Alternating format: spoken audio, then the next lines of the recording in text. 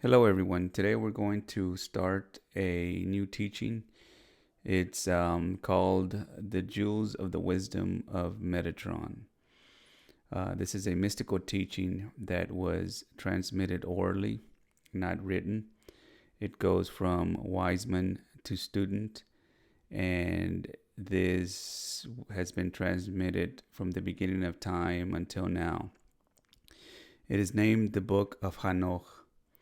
In the common language, we would say Enoch, but in Hebrew, it's Hanoch. In reality, in the level of the mystical wisdom, we call it the Book of Palaces. This is what it's really called. This knowing is called the Book of Palaces, but although the word book is mentioned, it is not a book. It is an oral knowing. So now let's see who Enoch was. He was a person that lived before the flood. He is the great-great-grandson of Adam and lived before Noah. This man had a divine revelation, had a very strong connection to the spiritual world, and the divine mercy entered into him. He wanted to share this with all of his contemporaries. He went from village to village, teaching that there was only one God, which was Hakadosh Baruch Hu. He taught that you had to abandon idolatry. He taught that there were eating standards according to the secrets of heaven. For example, the prohibition of eating live animals. He taught that you should not have sexual relations during menstruation. This sounds very much like the laws of Torah. He taught that there was a day very different from all the other days of the week, and this day was called Shabbat, where you can connect to the spiritual world. And he began to spread these secrets of heaven throughout the villages. Hakadosh Baruch Hu, surprised by the elevation of this man, decided to take him out of this world without having to go through the path of the physical death, and made the body of this man go through a metamorphosis that transformed him into energy and took him out of this world, both body and soul, without having to go through the physical death, because his body was transformed into energy. So his soul was energy, his body was energy, and he was taken from this physical world and was taken to the spiritual worlds. He was then named the chief of all the angels and named him the one who is next to him being Hakadosh Baruch Hu. That is, he was called Metatron, and Metatron, which means next to the throne.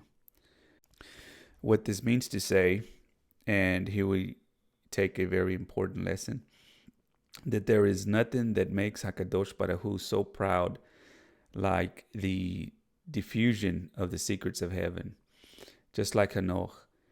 And there is nothing that has such a high prize, because to make him the prince of all the angels, the general captain of all the heavenly worlds, and to be next to Hakadosh Baruch Hu is a very high privilege, because the one that is teaching you the secrets of heaven is no longer a human Sadiq, but it is now God himself.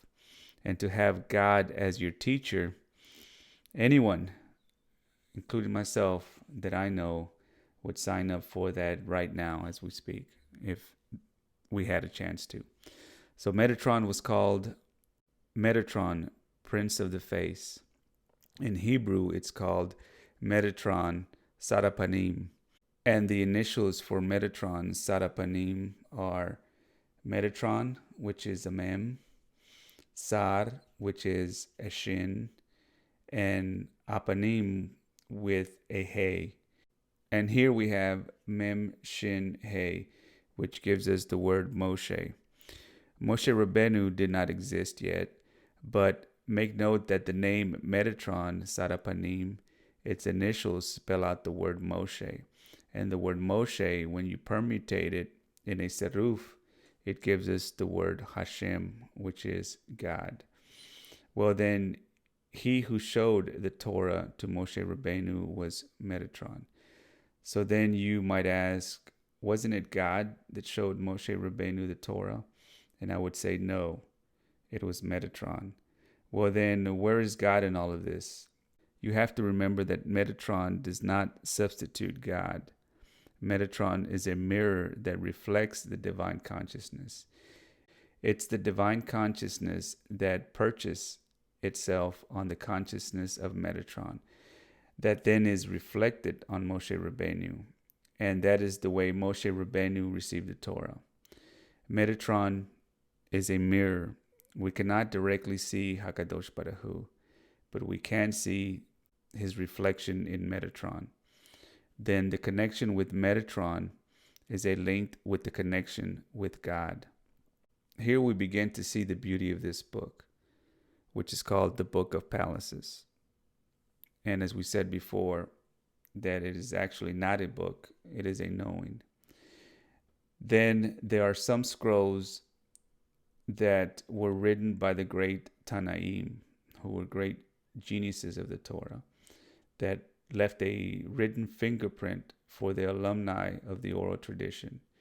Those Tanaim were Rabbi Ishmael, who had a very high spiritual level, almost to the level of Enoch. And we all know Rabbi Akiva.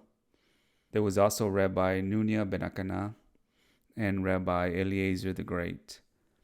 Those four Tanaim were the four transmitters of this oral law over how the world of Metatron functions. These commentaries were written by the genius of the Torah and of Kabbalah. And we have, to name another genius that is much more contemporary, his name was Rabbi Eliezer of Worms. He was a great genius of practical Kabbalah, and he wrote a book called Sefer Charazim, which means the Book of Secrets. This mysticism, the mysticism of the palaces, has another name. And the other name is the mysticism of the Merkava. And you always hear that a lot of people asking, what is the Merkava? It is the knowing that has been transmitted over how Metatron functions in the celestial world. That is the mysticism of the Merkava. Mysticism of the vehicle. The Merkava is a celestial vehicle, and it also has another name, which is the mysticism of the throne. So now we have several names and definitions in regards to Metatron. We call it the Book of Enoch, which is the Book of Palaces, which is the mysticism of the Merkava, which is the mysticism of the vehicle, which is the mysticism of the throne. All these different terms and names speak about the same thing.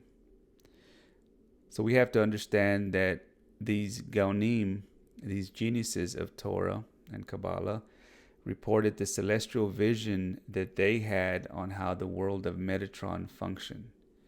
In the year 132, between the 1st century and the 2nd century, Rabbi Ishmael introduced in the age of the Gaonim a whole version of the tradition of the oral law that lasted until the 7th century and until the 11th century of our era. The Babylonian Talmud, the Talmud Babli, makes reference of Metatron in 3 different places. In Sanhedrin 38b, in Hagigah 15a, and in Avodah Sarah 3b, where again it makes mention of Metatron. So all this is inside the knowledge of the oral tradition. We know that the Talmud is the oral tradition. Rabbi Ishmael had a spiritual ascension so high that he found himself with Metatron. And that type of ascension that Enoch had, Rabbi Ishmael also had that type of ascension. There he saw how the celestial world and its activities were all organized, and he brought that knowing over how the cosmology functioned and all of the known theologies, the real ones. We learned that God uses the angels to direct this world and to direct the story, which God is sovereign. And we learned that angels accompany every single human being in the invisible form, silent, protective, and intimate in all of our everyday activities. Even, for example, when we are hammering a nail in a wall and the hammer misses the nail and hits your thumb and causes a lot of pain, it is not you that has hit yourself. There has been an angel that is making a correction in you that caused you the rerouting of that hammer. And here we learn lots of things on how the spiritual world functions with human beings. And here we will also see how we can protect ourselves from many things. Here we will learn that angels listen to the prayers in Hebrew. The angels don't know any other language but Hebrew. And then they transmit the prayers to Hakadosh Baruch Hu. But we also learned that we should not direct our prayers to the angels. We are supposed to direct our prayers to Hakadosh Baruch Hu, because what we, the Kabbalists, know is that we only want to have a relationship directly with God. And in that, we manifest our superiority over the angels. And here we see a very important knowing that is very interesting, and this will help us understand our lives. It is that sometimes the angels make interferences in our lives. They come into our circumstances. They generate chaos in our circumstances. And then the question is, why isn't it Hakadosh Baruch Hu that injects circumstances in our lives, since he has lots of mercy? Why does Hakadosh Baruch Hu permit the angels to take our circumstances? And the answer is that in order for Hakadosh Baruch Hu to take our circumstances directly, we have to deserve it. And here we have our free will. He has given us the power of free will. That is to say that according to our knowledge, our wisdom, and our acts, we make Hakadosh Baruch Hu direct our lives, or we make the angels directors of our lives. The difference is that if it's the angels that direct our lives, it will not go so well for us. But if it's Hakadosh Baruch Hu that directs our lives, it will go very well for us. It is said that in order to have Hakadosh Baruch Hu direct our lives, it is necessary for us to throw ourselves into his arms. And this is kind of funny, because what does throwing ourselves in his arms mean? This reminds me of a conversation that I had with my sons, and it was the following. Many people make money. They make their salary, and they save their money. And why do they save their money? Because they think that what is going to save them in the day of tomorrow is going to be the money that they have saved.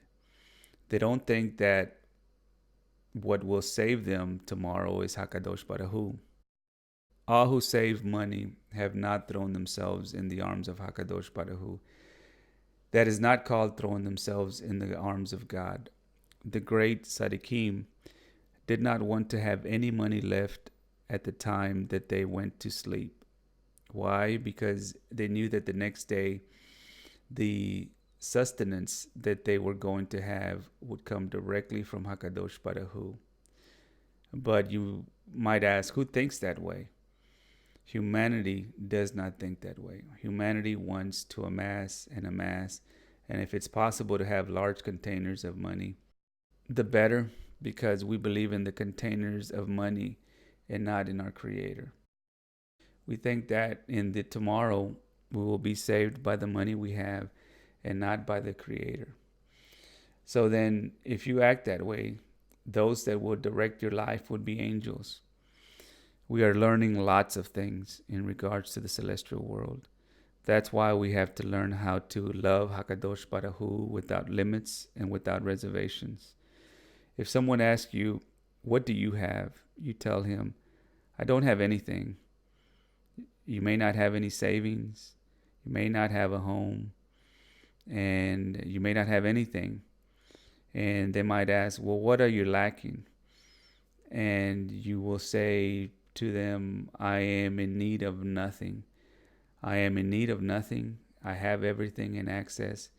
And how is this possible, they might ask? Because every day God gives. Who thinks that way? Nobody thinks that way. Well, Enoch thought that way. And all of a sudden we begin to say, I don't want angels to be directing my life. I want Hakadosh Baruch Hu to direct my life. So very well, if that's the case, then throw yourselves in his arms. That is a leap off of a cliff. I learned this lesson about 33 years ago. I worked in a multinational company. I had a super salary. When I learned this lesson, I went to see my boss and I told him, I am leaving. And he asked me, are you leaving to work for the competition? And I told him no. He asked me, are you going to start your own business? And I told him no. And he tells me, you are married and have kids. What are you going to do? And I tell him, I'm changing bosses. And he asks me, who is going to be your boss? And I tell him, Hakadosh Baruch Hu. And he asks me, who is that? And I tell him, you wouldn't understand. You really wouldn't be able to understand him. And the amount of miracles that have appeared in my life since that moment are uncountable. So that God himself directs us. It is necessary to throw ourselves in his arms, just like the one who throws himself off a cliff without knowing how deep it is. When God told Moshe Rabbeinu to go talk to the Pharaoh and to tell him to liberate his people, do you know what Pharaoh would do to spies and traitors? He would throw them in a pool of crocodiles, and the crocodiles would eat them alive. And Moshe Rabbeinu, so when God told him to go see Pharaoh, he went to see what would happen between him, Pharaoh, and the crocodiles. That is having more faith than not saving. A question was asked, what is the relationship between Metatron and the Shekinah? We have seen that the Shekinah has a lot to do with the relationship in a couple. And Metatron is the one who is going to intervene in the union of that couple when the proper meditations are made to the Shekinah. The Shekinah is the seed that is poured into the woman with the correct meditations. Then the doors open and Metatron begins to reflect the divine consciousness in their lives. I have said that Metatron is like a mirror. In himself, he is not. He is the one that reflects the divine consciousness. It's like the divine consciousness bouncing off a mirror onto another direction. That is Metatron. He does not substitute God. He reflects God. He is a reflector. Another question. What are angels? An angel is an intelligence that inhabits the planets and the stars. Follow-up question. What is an archangel? An archangel is the nervous system that is next to the system of the angels. Just like we have different organs and they are all linked one with another, linked with the nervous system that coordinates everything. We have a spinal cord that coordinates our brain with everything. For example, a paraplegic that has an accident and damaged their spinal cord, then there is no longer a coordination. All of the cosmos is a coordination. The archangels do the coordinating. It's another type of intelligence. The angels are planetary intelligence. The archangels are the coordinating system that orchestrates those planetary intelligences. Because there is a hierarchy. There is a hierarchy that is very important. There are human beings, there are angels, there are archangels, the names of God, Metatron, and then ultimately God. The angels do not have bodies, they do not have a form, and they definitely do not have wings. None of those things. And you might ask, what are the wings of an angel? Does anyone know what this metaphor stands for? It is the seruf that is done with a word where you get the letters that are next in the Hebrew alphabet for each letter, or the ones that are before in the Hebrew alphabet for each letter of that angel. So therefore, the angels have a right wing and a left wing. That is to say that they have their name. Then if you transmute the letters of that angel to the right, that is to say you get the letters that are next in the Hebrew alphabet of each letter, then you have another name and another power. That is to the right. And if you do it in reverse and move the letter that comes before each letter of that name in the Hebrew alphabet, then it gives you the left wing. Each angel then has a right wing and a left wing. And with one wing, he flies in one direction, and with the other wing, he flies in a different direction. But you have to know that these are metaphors. It's not like it's depicted in the art portraits by artists, painters. You have to start to understand these secrets. Another question: what is the relationship between Metatron and the Mashiach? If you can remember that Isaac Avinu gave Jacob a blessing. That blessing is the blessing of the total redemption of humanity. Then Jacob told his father, I will not use this blessing to defeat my brother Esau. I will save it so that the Mashiach may use it because he will need it more than I will. He gave it to Metatron, who is the custodian of this blessing. And Metatron is going to hand it over to the Mashiach so that the Mashiach may activate it and that he would be able to operate and bring in the redemption. Then who is Metatron? He is the custodian of the blessing of Isaac in favor of the Mashiach. Isaac's blessing that was given to Jacob and was given to Metatron so that he can save it for the Mashiach. And when the Mashiach receives that blessing, he will have all the power to generate redemption in this world. That is the relationship between Metatron and the Mashiach. You have to know that Abraham, Isaac, and Jacob are the protectors of this world. They will be part of the soul of the Mashiach. And Metatron will also be part of the soul of the Mashiach. And inside that lodging, he will transmit that blessing. That is how it would function. And Abraham, Isaac, and Jacob, the protectors of this world, will be activated so this world would not be destroyed by those entities that influence the human beings towards discord and which can entice them to get to a point to where there is a world war or they somehow destroy the world. But that would never occur because Abraham, Isaac, and Jacob are the protectors of this world. And Hakadosh Baruch Hu promised that he would not destroy this world. So all those who say that there will be an end to this world and that the earth will be destroyed, you might as well forget about it. That will not happen. It cannot happen. There is a promise.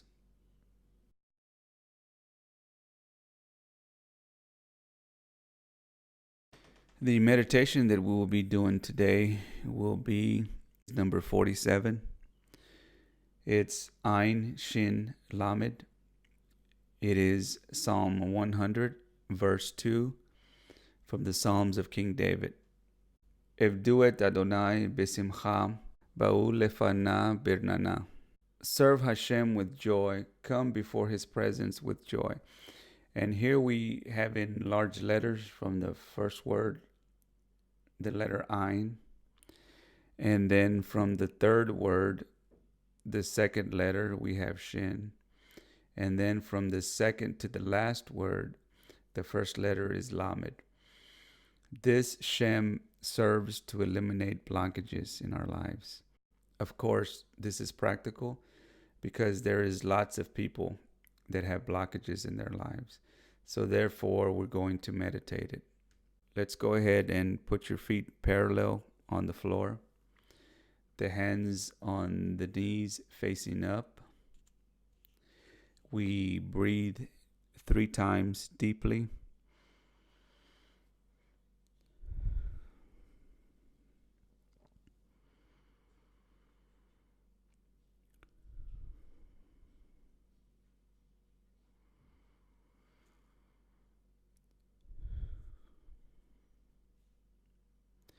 We visualize ourselves in a Star of David, color of gold. In front of us, there's another Star of David, color of gold, that acts as a screen. We call on the letter Eine in white and we illuminate it.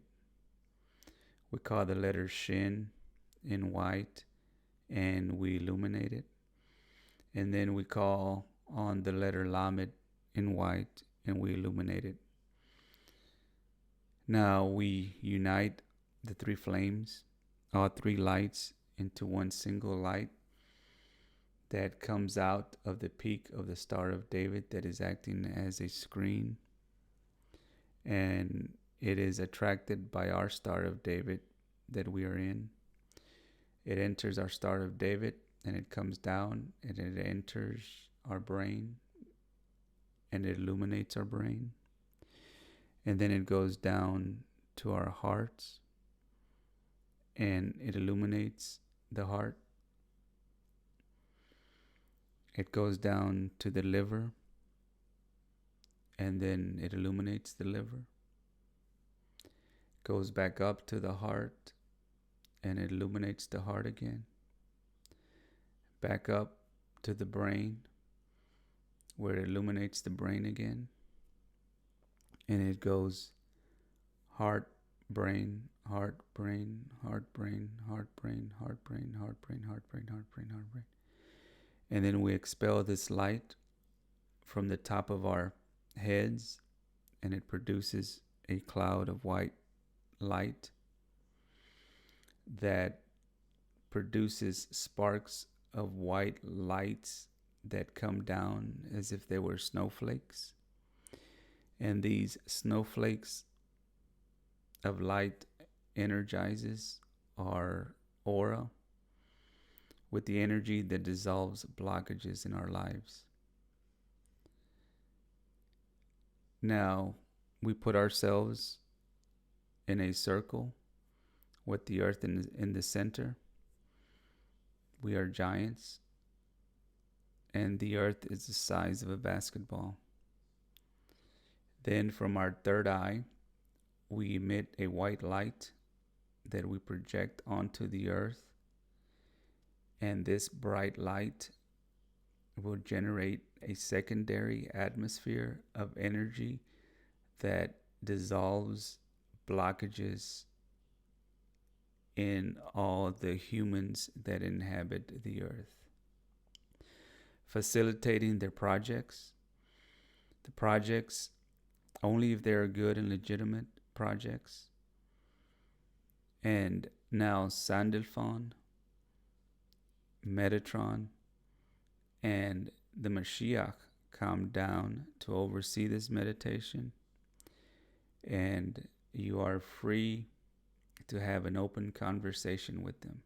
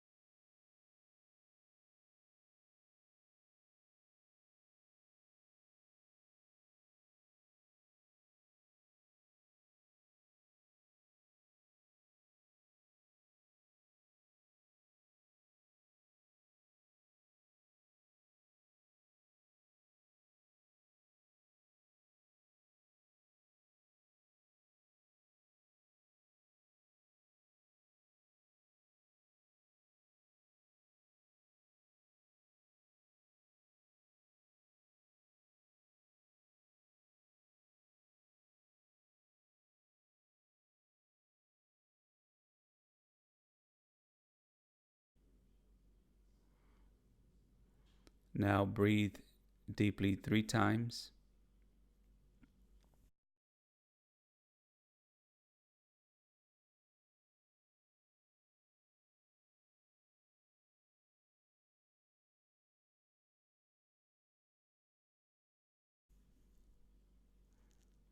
And open your eyes.